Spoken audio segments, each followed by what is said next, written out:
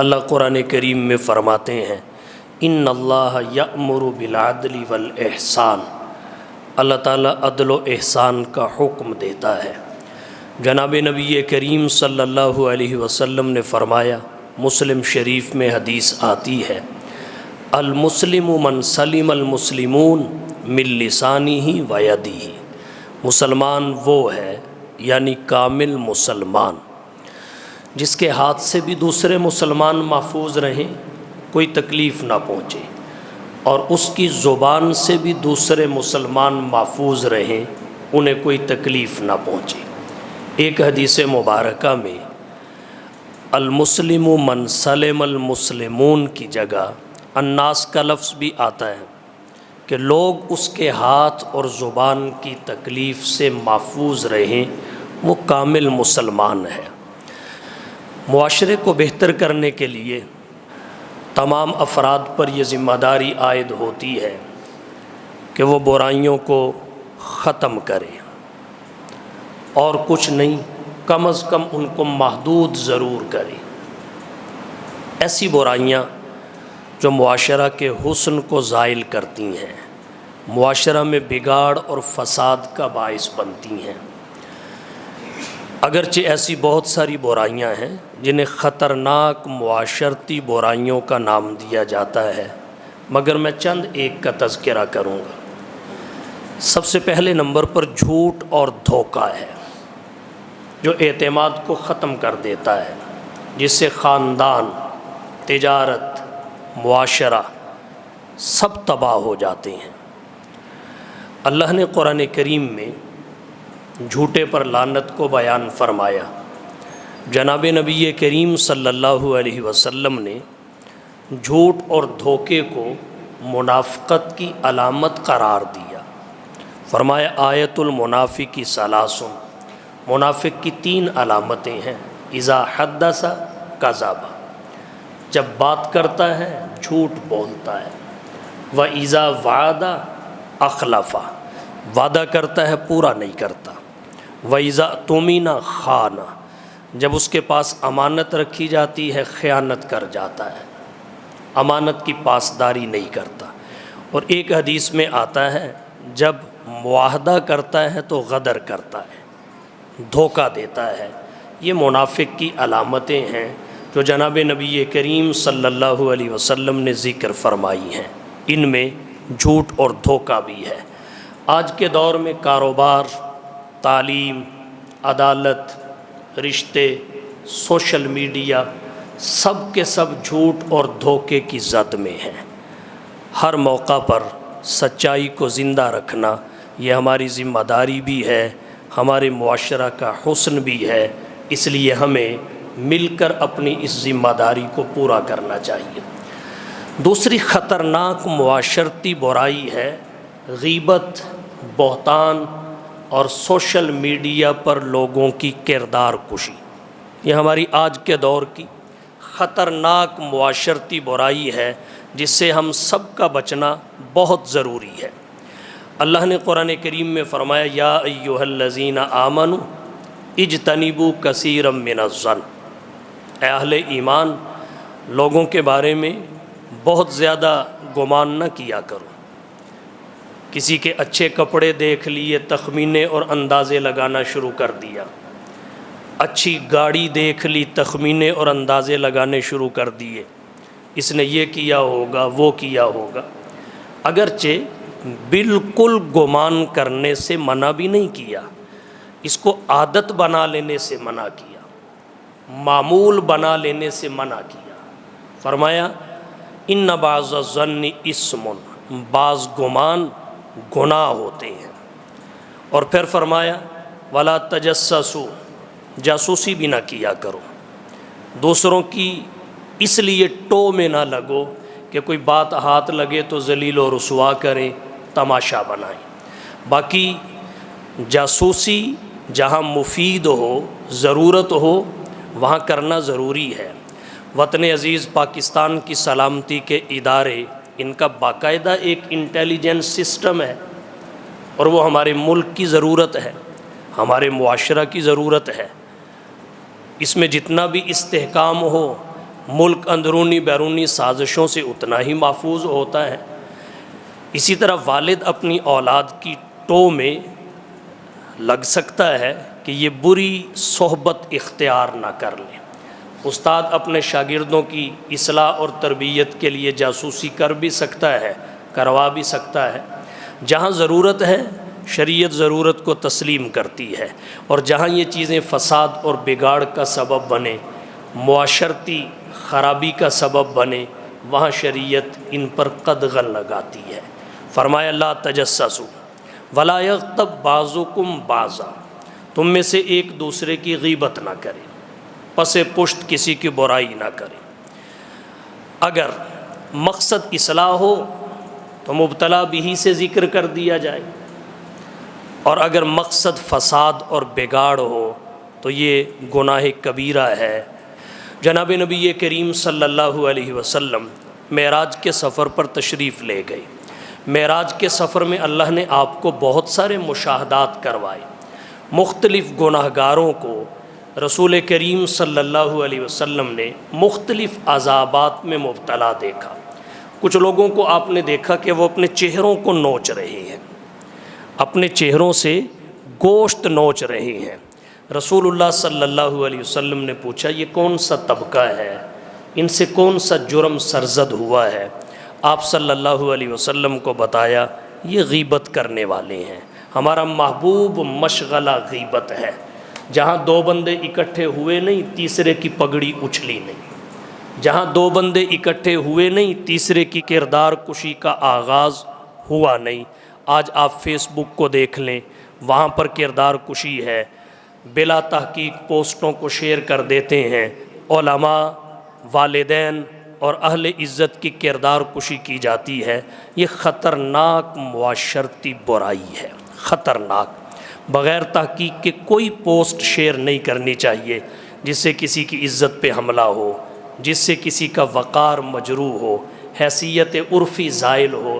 بہتان لگا دیے جاتے ہیں، بہتان بڑی تباہی پھیلاتا ہے، دلوں میں دراڑ پیدا کرتا ہے۔ ام المومنین صدیقہ کائنات حضرت عائشہ رضی اللہ تعالی عنہا پر جب بہتان لگا تھا پورا مدینہ ہل کر رہ گیا تھا۔ حضرت عائشہ پر جب بہتان لگا پورا مدینہ ہل کر رہ گیا۔ اللہ نے قرآن کریم کی 17 آیات کو نازل فرمایا جن میں ام المومنین حضرت عائشہ رضی اللہ تعالی عنہا کی پاک دامنی کو بیان کیا گیا۔ افواہ اور بہتان معاشرے کو تباہ کرتے ہیں۔ غیبت اور سوشل میڈیا پر جو کردار کشی ہمارا معمول بن چکی ہے، یہ خطرناک معاشرتی برائی ہے۔ بلا تحقیق کوئی بات نہیں کہنی چاہیے، زبان کا بھی حساب ہوگا، یہ انگلی جس سے شیئر کرتے ہیں اس کا بھی حساب ہوگا، تو بہت سوچ سمجھ کر زندگی گزارنی چاہیے۔ ہمارے آج کے دور میں سیاسی وابستگیاں نبھانے کے لیے بھی جس پر مرضی چڑھ دوڑتے ہیں۔ ایک تو یہ ہے کہ جہالت ہو، یہ بھی نہیں، پتہ بھی ہوتا ہے، لیکن عصبیت ہے، فریق مخالف کی اچھائیوں کو برائیاں بنا کر پیش کرنا اور اپنوں کی برائیوں کا بھی دفاع کرنا۔ ہمارا دین، ہمارے اخلاق، اقدار و روایات اس کو تسلیم نہیں کرتے، قبول نہیں کرتے۔ اور تیسری جو ہماری معاشرتی برائی ہے اور خطرناک معاشرتی برائی ہے وہ ہے سود کی ترویج۔ ہمارے معاشرہ میں سود رچ بس گیا ہے، بلا واسطہ یا بالواسطہ ہم سود کی لعنت میں گرفتار ہیں۔ اللہ نے قرآن کریم میں سود خوروں کے لیے فرمایا فَأْذَنُوا بِحَرْبٍ مِّنَ اللَّهِ وَرَسُولِهِ۔ سود اللہ اور اس کے رسول سے اعلان جنگ ہے۔ جناب نبی کریم صلی اللہ علیہ وسلم نے فرمایا لعن اللہ آکل الربا، سود کھانے والے پر بھی اللہ کی لعنت ہے، وموکلہ، کھلانے والے پر بھی، وکاتبہ، سودی معاملہ لکھنے والے پر بھی، وشاہدیہ، اور اس کے گواہوں پر بھی اللہ کی لعنت ہے۔ سود بڑی جدید شکلوں میں معاشرہ میں رواج پکڑ رہا ہے، تو جہاں تک ممکن ہو سکے ہم اس برائی کا خاتمہ کریں اور اپنے آپ کو اس برائی سے بچائیں۔ اس سے غریب مزید غریب ہوتا ہے، امیر مزید امیر ہوتا ہے، دولت چند ہاتھوں میں جمع ہو جاتی ہے، بے برکتی پیدا ہوتی ہے، تباہی آتی ہے۔ اسلام نے تجارت، شراکت اور انصاف پر مبنی نظام معیشت پیش کیا ہے، جبکہ سود اس نے بڑی بڑی اقتصادی تباہیوں کو جنم دیا ہے۔ بڑی بڑی اقتصادی تباہیوں میں سود کا کردار ہے، تو جہاں تک ہو سکے اپنے آپ کو سود سے بچانا چاہیے۔ چوتھی معاشرتی برائی، خطرناک معاشرتی برائی، وہ ہے بے حیائی اور فحاشی کا رواج۔ آج ہمارے معاشرہ میں بے حیائی اور فحاشی بھی عروج پر ہے۔ اللہ نے قرآن کریم میں فرمایا لا تقربوا الزنا، یہ نہیں کہ صرف زنا نہیں کرنا بلکہ اس کے قریب بھی نہیں جانا، زنا کے قریب بھی نہیں جانا، مطلب وہ اعمال جو زنا کے قریب کرتے ہیں اس کا راستہ ہموار کرتے ہیں اور اس گناہ تک پہنچنے میں ممید و معاون ثابت ہوتے ہیں، ان سے بھی بچنا ہے۔ گویا زنا سے ہی منع نہیں کیا، اس کے قریب جانے سے بھی روک دیا۔ حدیث شریف میں آتا ہے جب کسی قوم میں بے حیائی عام ہو جاتی ہے تو اس قوم میں ایسی ایسی بیماریاں پھیلتی ہیں جو پہلے دنیا میں ظاہر ہی نہیں ہوئی ہوتی۔ آج آپ دیکھیے ہر چڑھتا سورج کسی نئی بیماری کا انکشاف کرتا ہے، ہر آنے والے دن کسی نہ کسی نئی بیماری کا نام سننے کو ملتا ہے۔ اس کی وجہ کیا ہے کہ ہمارا معاشرہ بے حیائی میں اور فحاشی میں مبتلا ہو چکا ہے۔ فحش ویڈیوز کا دیکھنا، دکھانا، شیئر کرنا، موبائل کا غلط استعمال، مخلوط ماحول میں بے احتیاطی، یہ ہماری عادت بن چکی ہے۔ دفاتر میں دیکھ لیں، مخلوط ماحول اور اس کے بعد غیر شرعی تعلقات، اس سے جو تباہی ہو رہی ہے آپ بخوبی جانتے ہیں۔ حضرت یوسف علیہ السلام کا واقعہ قرآن کریم میں مذکور ہے۔ حضرت یوسف علیہ السلام کو زلیخا آخری کمرے میں لے گئے، دروازے بند ہوتے گئے، تالے لگتے گئے، اور آخری کمرے میں جا کے اس نے کہا ہئی تلک، آؤ اپنی نفسانی خواہش پوری کر لو۔ حضرت یوسف علیہ السلام نے ایک بات کہی، معاذ اللہ، میں اللہ کی پناہ چاہتا ہوں۔ محفوظ مقام تھا، کوئی فرد دیکھنے والا نہیں تھا، لیکن وہاں بھی ان کے دل میں اللہ کا خوف، اپنے محسن کے احسانات کی یادداشت۔ فرمایا معاذ اللہ، میں اللہ کی پناہ چاہتا ہوں، دروازے بند ہیں، قفل چڑھے ہوئے ہیں، دوڑ لگا دی، دوڑ پڑے۔ حضرت یوسف علیہ السلام کا اسوہ یہ بتاتا ہے اگر جانے انجانے میں مقام گناہ تک پہنچ بھی جاؤ تو سمجھ آتے ہی دوڑ لگا دو، دیکھتے ہی دوڑ پڑو۔ یہ نہیں کہ راستہ نہیں ہے، راستہ ہو نہ ہو، دوڑنا تمہارا کام ہے، راستہ بنانا رب کا کام ہے۔ اللہ نے راستہ بنا کے دکھایا، دروازے بند تھے، کنڈیاں لگی ہوئی تھیں، قفل اور تالے چڑھے ہوئے تھے۔ حضرت یوسف بھاگے، تالے ٹوٹتے گئے، کنڈیاں کھلتی گئی، دروازے کھلتے گئے۔ اللہ نے حضرت یوسف علیہ السلام کو بچایا۔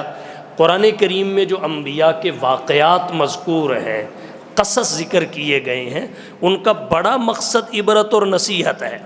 وگرنہ ہم تو حضور کی شریعت کے پابند ہیں، ہماری ذمہ داری انبیاء سابقین پر فقط ایمان لانا ہے، ہماری ذمہ داری سابقہ وحیوں پر فقط ایمان لانا ہے۔ آمنت باللہ وملائکتہ وکتبہ ورسلہ، میں اللہ پر ایمان لایا، اس کے فرشتوں پر ایمان لایا، اس کی کتابوں پر، فقط کتاب پر نہیں، کتابوں پر، ورسلہ، فقط رسول پر نہیں، رسولوں پر ایمان لایا۔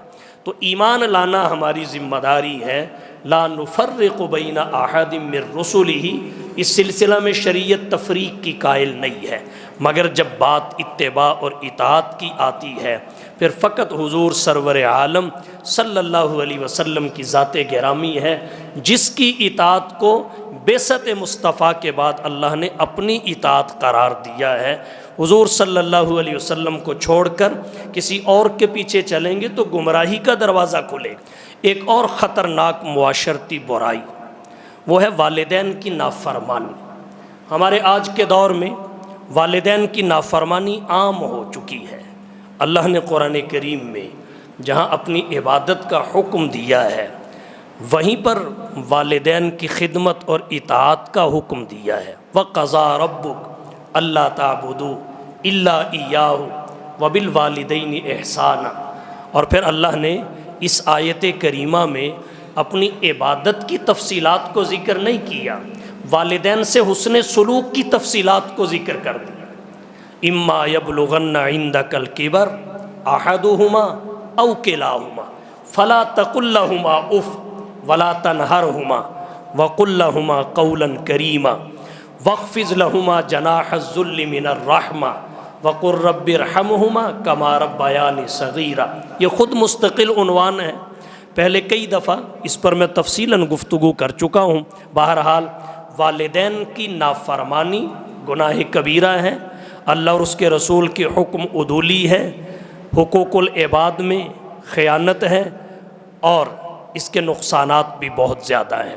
جناب نبی کریم صلی اللہ علیہ وسلم نے والد کے لیے فرمایا رضا الرب فی رضا الوالد، رب کی رضا والد کی رضا میں ہے، اور رب کی ناراضگی والد کی ناراضگی میں ہے۔ اور ماں کے لیے فرمایا اعلموا، یہ بات کان کھول کر سن لیں، ان الجنت تحت اقدام الامہات، جنت ماں کے قدموں کے نیچے ہے۔ اور یہ بات بھی ذہن میں رکھیے، والدین کے حقوق ان کی زندگی تک مخصوص اور محدود نہیں ہیں، والدین دنیا سے چلے بھی جائیں تب بھی پیچھے رہنے والی اولاد کے ذمے ان کے حقوق ہوتے ہیں۔ ان کے لیے دعائے خیر کرنا، ان کے لیے دعائے مغفرت کرنا، ان کے دوستوں کے ساتھ دوستی رکھنا، ان کے رشتہ داروں کے ساتھ تعلق کو نبھانا، انہوں نے جو وعدے معاہدے کیے ان کو پورا کرنا۔ اس امت مسلمہ میں بڑی بڑی شخصیات گزری، ایک شخصیت حضرت اویس قرنی رحمہ اللہ کی بھی ہے۔ انہوں نے حضور صلی اللہ علیہ وسلم کا زمانہ حیات پایا۔ حضور سرور عالم صلی اللہ علیہ وسلم کے زمانہ حیات میں انہوں نے اسلام قبول کیا، مدینہ میں آئے بھی مگر ٹھہر نہیں سکے۔ والدہ ضعیف تھی، بیمار تھی، والدہ کی خدمت کے تقاضے کی وجہ سے واپس چلے گئے۔ حضور سرور عالم صلی اللہ علیہ وسلم کی زیارت نصیب نہ ہو سکی، زیارت سے محروم ہو گئے۔ اب حضور کی زیارت سے محروم ہونے کا مطلب کیا ہے؟ شرف صحابیت سے محروم ہونا، شرف صحابیت سے محروم ہونا۔ اور نبوت و رسالت کے بعد انسانی جو شرف ہیں ان میں سب سے بڑا شرف شرف صحابیت ہے، سب سے بڑا شرف شرف صحابیت ہے۔ صحابہ وہ مقدس نفوس ہیں جن سے اللہ نے دنیا میں اپنی رضا کے اعلان فرمائے ہیں۔ صحابہ وہ مقدس نفوس ہیں کہ اللہ نے دنیا میں ہی ان سے جنت کے وعدے کر لیے ہیں، اللہ نے موت سے پہلے جنت ان کو الاٹ فرما دی ہے۔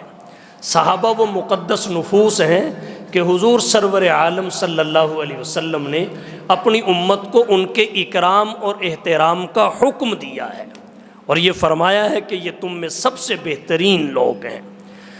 تو اس وقت حضور کی زیارت نہ کرنا یہ شرف صحابیت سے محروم ہونا ہے، لیکن تقاضا والدہ کی خدمت کا تھا۔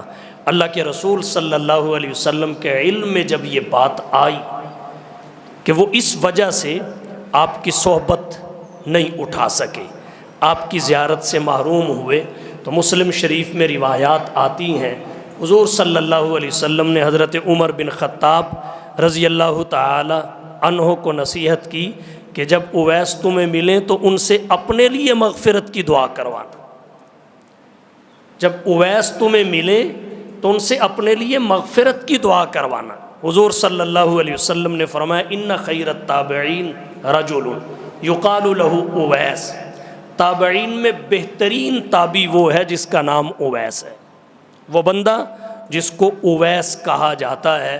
تو یہاں سے آپ اندازہ لگائیے کہ والدین کے حقوق کتنے ہیں، ان کی خدمت اور ان کی اطاعت کا اجر و ثواب کتنا ہے۔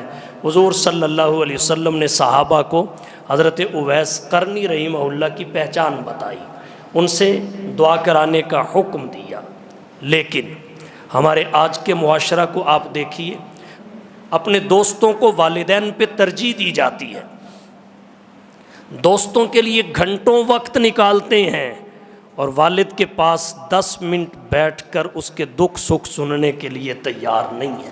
والدین بوڑھے ہو گئے، اپنے الگ کمرے میں ان کے 24 گھنٹے گزرتے ہیں، ان کی دل جوئی کے لیے آدھا گھنٹہ اولاد ان کے پاس بیٹھنے کو تیار نہیں ہے۔ عیدوں پہ اپنے اور اپنے بیوی بچوں کے کپڑوں کی جوتوں کی فکر ہوتی ہے، والدین کے جوتوں کپڑوں کی کوئی فکر نہیں ہوتی۔ اولاد کی خواہشات کو پورا کرنے کی دوڑ لگی ہوتی ہے، مگر والدین کی ضرورتیں کیا ہیں، ان کے تقاضے کیا ہیں، اس کی طرف بہت کم لوگوں کی توجہ اور دھیان جاتا ہے۔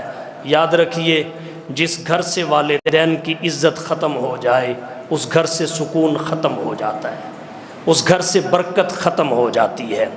بیوی کو بیوی کا حق دیں، ماں کو ماں کا حق دیں، بچوں کو بچوں کا حق دیں، والدین کو ان کا حق دیں۔ ہماری شریعت میں حقوق کا ایسا منصفانہ نظام ہے، ایک کا حق دوسرے کے حق سے ٹکراتا نہیں ہے، تمام کے حقوق ایک ہی وقت میں ایک ہی جگہ جمع ہو جاتے ہیں۔ یہ ہماری شریعت کا حسن ہے۔ اور ہماری شریعت کی ترغیب کیا ہے؟ اس میں یہ نہیں کہ اپنے حق کے لیے نکلو، اس میں ترغیب یہ ہے دوسروں کے حق ادا کرو۔ جب ہر بندے کی یہ سوچ بن جائے کہ میں نے دوسرے کا حق ادا کرنا ہے، پھر احتجاج کی ضرورت نہیں رہتی، ہڑتالوں کی ضرورت نہیں رہتی، دنگا فساد ختم ہو جاتا ہے۔ اسلام ایسا معاشرہ چاہتا ہے۔ چھٹی معاشرتی خرابی کیا ہے؟ وہ ہے قطع رحمی۔ چھوٹا موٹا مفاد آیا، مرضی اور منشا کے خلاف کوئی قول یا فعل ملا تو بس قطع تعلق کر لیا۔ حضور صلی اللہ علیہ وسلم نے فرمایا لا يدخل الجنت قاطع، قطع رحمی کرنے والا جنت میں داخل نہیں ہوگا۔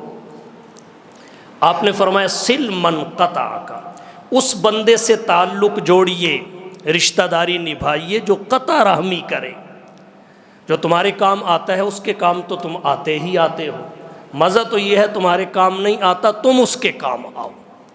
جو تمہارے ساتھ محبت سے پیش آئے اس سے تو تم نے محبت سے پیش آنا ہی آنا ہے۔ مزہ تب ہے کہ وہ توجہ نہیں دیتا، تم پھر بھی اس کی خیر خواہی کے جذبے سے سرشار ہو۔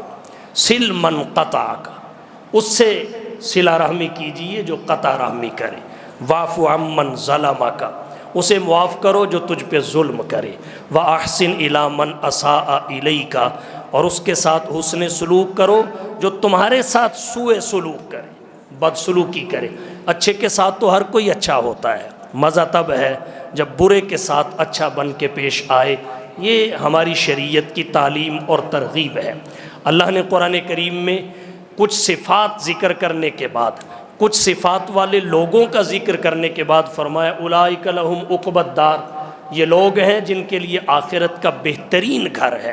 ان میں ان لوگوں کا ذکر کیا والذین یصلون ما امر اللہ بہ ان یوصل، وہ لوگ جو رشتوں کو جوڑتے ہیں جن کو جوڑنے کا اللہ نے حکم دیا ہے۔ رشتوں کو توڑنے سے بچیے، خاندان بکھر جاتا ہے، اولاد متاثر ہوتی ہے، پریشانیوں میں اضافہ ہوتا ہے، برکت کا خاتمہ ہو جاتا ہے، سکون تباہ ہو جاتا ہے۔ جناب نبی کریم صلی اللہ علیہ وسلم اپنوں کے ستائے ہوئے مکہ چھوڑ کر مدینہ چلے گئے، اللہ نے حالات تبدیل کیے۔ آپ مکہ کے فاتح بن کر جب مدینہ سے مکہ میں آئے، آپ نے سب ظالم رشتہ داروں کو معاف کر دیا، بدلے نہیں لیے۔ حضور صلی اللہ علیہ وسلم نے سب ظالم رشتہ داروں کو معاف کر دیا۔ حضور صلی اللہ علیہ وسلم سب ظالم رشتہ داروں کے ساتھ حسن سلوک سے پیش آئے۔ یہ ہے ہمارے شریعت کی تعلیم، ہمارے مذہب کی تعلیم۔ اور ساتویں جو خطرناک معاشرتی برائی ہے وہ ہے منشیات اور نشہ۔ یاد رکھیے، نشہ گناہ کبیرہ ہے، اسلام میں حرام ہے۔ اللہ نے قرآن کریم میں فرمایا انما الخمر والمیسر والانصاب والازلام رجس من عمل الشیطان۔ یہ بات سن لو، انما الخمر والمیسر، شراب اور جوا، یہ ہماری بڑی خطرناک معاشرتی برائیاں ہیں۔ انما الخمر والمیسر، اللہ فرماتے ہیں شراب بھی، جوا بھی، والانصاب والازلام، بت بھی، اور فال کے گندے تیر بھی، رجس من عمل الشیطان، رجس ناپاکی ہے، گندگی ہے، غلاظت ہے، من عمل الشیطان، شیطانی کام ہے۔ فرمایا فجتنبو، ان سب سے بچو، منشیات سے بچو، جوے سے بچو، بت پرستی سے بچو، شرک و بدعت سے بچو، اور نجومیوں کے پاس جانے سے بچو، فال کے گندے تیروں سے بچو۔ رجسن ناپاکی ہے، من عمل الشیطان شیطانی عمل ہے، فجتنبو چھوڑ دو، لعلکم تفلحون تاکہ تم کامیاب ہو سکو۔ نشے سے عقل تباہ ہوتی ہے، اور عقل وہ ہے جو بندے کو شرعی احکامات کا مکلف بناتی ہے۔ عقل ہے تو آپ مکلف ہیں، عقل ہے تو آپ مکمل انسان ہیں، اگر عقل نہیں تو آپ شریعت کے احکامات کے مکلف نہیں۔ اور نشہ سب سے پہلے انسانی عقل کو زائل کرتا ہے۔ جب عقل زائل ہو جائے اس کے بعد کچھ نہیں بچتا، پھر دین بھی تباہ ہوتا ہے، مال بھی تباہ ہوتا ہے، عزت و آبرو بھی تباہ ہوتے ہیں، معاشرہ تباہ ہوتا ہے، جرائم جنم لیتے ہیں، قتل و غارت بڑھتی ہے، گالی گلوچ بڑھتا ہے۔ تو اس لیے شریعت کہتی ہے کل مسکر حرام، مسلم شریف کی حدیث ہے، ہر نشہ آور شے حرام ہے، قدیم ہو تب بھی حرام، جدید ہو تب بھی حرام، مائع بہنے والی ہو تب بھی حرام، غیر مائع ہو تب بھی حرام۔ چنانچہ ایک حدیث میں آتا ہے جو غالباً ترمذی اور ابو داود میں آتی ہے، حضور نے فرمایا ما اسکر کثیرہ فقلیلہ حرام، جس کی زیادہ مقدار نشہ لائے، زیادہ مقدار نشے میں مبتلا کرے، اس کی قلیل مقدار بھی حرام ہے۔ تو نتیجہ یہ ہے منشیات مائع ہوں تب بھی حرام، غیر مائع ہوں تب بھی حرام، ٹھوس قدیم ہوں تب بھی حرام جیسے شراب ہے، جدید ہوں تب بھی حرام جیسے چرس ہے، ہیروئن ہے، افیون ہے، گردہ ہے، آئس ہے، شیشہ ہے، یہ سب کی سب حرام ہیں۔ اور اس کے نقصانات، ایمان تباہ ہو جاتا ہے، اخلاق تباہ ہو جاتے ہیں، عبادت نہیں رہتی، صحت زائل ہو جاتی ہے، معیشت تباہ ہوتی ہے، خاندان تباہ ہو جاتے ہیں، عزت تباہ ہو جاتی ہے، جرائم بڑھ جاتے ہیں۔ اور افسوس اس بات پر ہے آج ہمارے تعلیمی مراکز بھی اس سے محفوظ نہیں ہیں۔ ہمارے تعلیمی مراکز، ہمارے سکول و کالج اور یونیورسٹیوں میں یہ مرض داخل ہو چکا ہے، اور لڑکے اور لڑکیاں آئس کے نشے میں مبتلا ہیں۔ اس موقع پر میں حکومت پاکستان کو خراج تحسین پیش کرنا چاہوں گا، اپنے اداروں کو جنہوں نے منشیات کے خلاف مضبوط بنیادوں پر کریک ڈاؤن کیا ہے۔ اپنی اولاد پہ نظر رکھیے، اپنے بچوں کی تربیت کو محفوظ رکھیے، اور انہیں ایسی سوسائٹی سے بچائیے جس میں انہیں نشے کی لت لگ جائے۔ یہ بہت بڑا معاشرتی جرم ہے۔ اور آٹھویں جو ہماری معاشرتی خرابی ہے وہ ہے رشوت۔ رشوت کبیرہ گناہ ہے، معاشرے کی تباہی کا سبب ہے۔ حضرت عبداللہ بن عامر رضی اللہ تعالی عنہ سے حدیث آتی ہے، رسول اللہ صلی اللہ علیہ وسلم نے لعنت فرمائی رشوت لینے والے پر بھی اور دینے والے پر بھی۔ عن عبداللہ بن عامر رضی اللہ تعالی عنہ قال لعن رسول اللہ صلی اللہ علیہ وسلم الراشی والمرتشی۔ مسند احمد اور المعجم الکبیر میں ایک حدیث آتی ہے، اس میں الرائش کے الفاظ بھی ہیں، ایک ہے الراشی، ایک ہے المرتشی، اور ایک ہے الرائش۔ وہ ہے ان دونوں کے درمیان واسطہ بننے والا، واسطہ بننے والا۔ حضور نے تینوں پہ لعنت فرمائی۔ یہ بھی ایک خطرناک معاشرتی برائی ہے جو ہمارے معاشرہ میں راسخ، مضبوط اور مستحکم ہو چکی ہے۔ اس سے بھی ہمیں جہاں تک ہو سکے بچنا چاہیے۔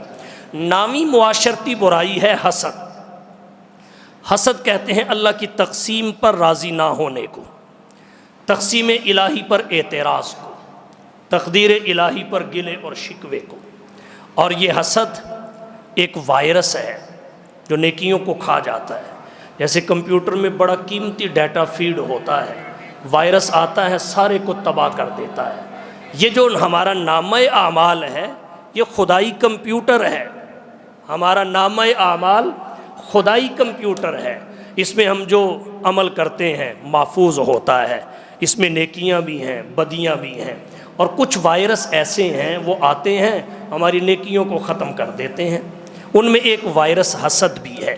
حدیث مبارکہ میں آتا ہے ان الحسد یاکل الحسنات کما تاکل النار الحطب۔ حسد نیکیوں کو ایسے کھا جاتا ہے جیسے آگ خشک لکڑیوں کو کھا جاتی ہے، کوئی دیر نہیں لگاتی، حسد نیکیوں کو اس طرح کھا جاتا ہے۔ یہ حسد نیکیوں کا دشمن ہے، اس سے بچنا چاہیے۔ اور ایک بڑی خطرناک معاشرتی بیماری وہ ہے بہنوں اور بیٹیوں کو وراثت سے محروم کر دینا۔ بہنوں اور بیٹیوں کو وراثت سے محروم کر دینا۔ جب شریعت نے ان کا حصہ رکھا ہے، ان کو حق دیا ہے، تو میں اور آپ کون ہوتے ہیں ہیلے بہانے کر کے انہیں ان کے حق سے محروم کرنے والے؟ ایک لمحہ کے لیے سوچئے، اگر دو بھائی ہیں دو بہنیں ہیں، ان بھائیوں کو سوچنا چاہیے کہ اگر یہ دو بہنیں بھی دو بھائی ہوتے تو پھر تمہیں ڈبل دینا پڑتا۔ اب شریعت نے بہن کا بھائی کی بنسبت آدھا رکھا ہے، تو ان کے بہن ہونے کا یہ تھوڑا فائدہ تمہیں پہنچ رہا ہے کہ جہاں 100 دینا تھا وہاں 50 میں کام چل رہا ہے۔ یہی اگر بھائی ہوتا، اگر 100 تمہیں مل رہا ہے 100 اسے ملتا، اب تمہیں 100 مل رہا ہے اسے 50 مل رہے ہیں، اور اس کی ذمہ داری تم پہ نہیں اس کے خامند پہ ہے، اس کی ذمہ داری تم پہ نہیں اس کی اولاد پہ ہے۔ تمہاری جان کبھی کی چھوٹ چکی ہے، لہٰذا بہنوں اور بیٹیوں کو ان کے حق سے محروم نہ کریں۔ شریعت نے جس کو جو حق دیا ہے مجھے اور آپ کو وہ حق نہیں روکنا چاہیے۔ یہ دولت نہیں ہے، یہ مصیبت ہے، یہ زحمت ہے، یہ قیامت کے دن کی ذلت و رسوائی ہے۔ جتنے بھی نیک اعمال کر لو، اگر بہنوں اور بیٹیوں کی وراثت کو روکو گے سب پہ پانی پھر جائے گا۔ یہ اتنی بڑی نحوست ہے بہنوں اور بیٹیوں کے حق کو روک لینا۔ اور ہمارے ہاں جو بہن اس کا مطالبہ کرے وہ گئی، اور اسی وجہ سے بہنیں بیچاری یہ کڑوا گھونٹ بھرتی ہیں، مطالبہ نہیں کرتی کہ جی ہماری بہن نے لیا نہیں، نام کروا کے اس کے گھر فائل دے کے آؤ، دیکھتا ہوں لیتی ہیں یا نہیں لیتی۔ ہمارے دینے کا انداز صحیح نہیں ہے۔ یہ خطرناک معاشرتی برائی ہے۔